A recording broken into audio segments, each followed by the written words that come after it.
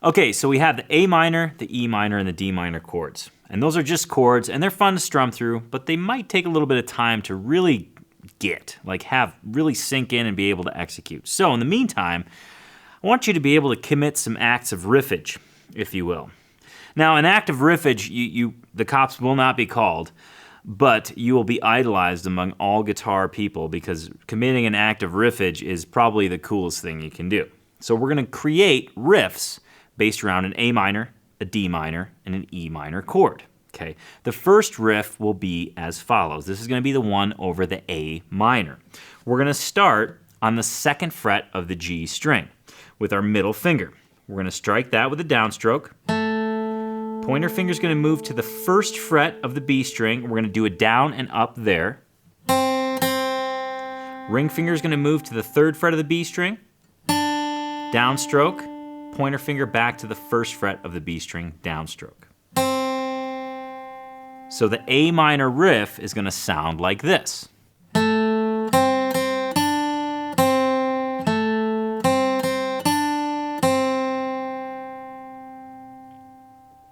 Now, we're going to move on and do a D minor riff. This is going to start on the 3rd fret of the B. We're going to use our ring finger for that. We'll do a downstroke there. Pointer to the 1st fret of the high E, a down and up. Ring finger to the 3rd fret of the high E, down. Replace the pointer finger back to the 1st fret of the high E, down.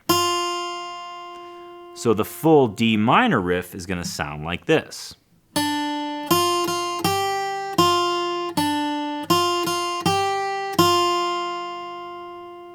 Now you'll notice rhythmically these riffs have the same feel, and that's the whole science behind an effective riff, is that rhythmically it's kind of repetitious so that we kind of get a sense of, without playing a full chord, that there's a full chord going on. Now we're going to go on to the E minor riff. Now the E minor riff is going to focus on the lower end of the guitar. We're going to start on the low E string just by doing a downstroke on the open string. Middle finger grabs the 2nd fret of the A. We'll do a down and up there. Ring finger moves over to the 3rd fret of the A. We're going to do a downstroke there. Middle finger back to the 2nd fret of the A. We'll do a downstroke there. So the full E minor riff is going to sound like this.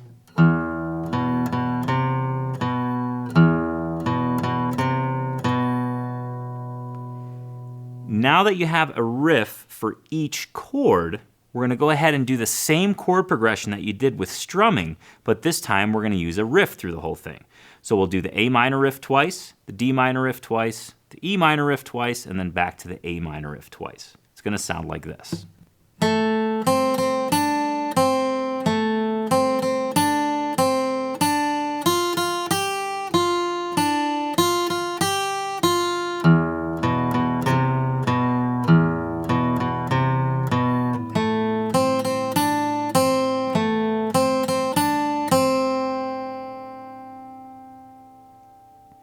So there you have it, a riff for each chord and a way to organize them. Now, again, the key thing to remember about a riff is that oftentimes in a song, or maybe you're watching a band and you see 3 different guitarists on stage, they may not all be playing the same exact chord. They may be alluding to the same chord. One guy might be actually playing the chord, while the other guy might be playing a riff that sounds like that chord that's going on. That's what we're doing here. It just gives you another option, plus it kind of gets your single note picking skills up to snuff. So once you have these riffs totally nailed down, I want you to click below and you'll be able to hear a backing track. You can play this very riff, this series of riffs, to this backing track.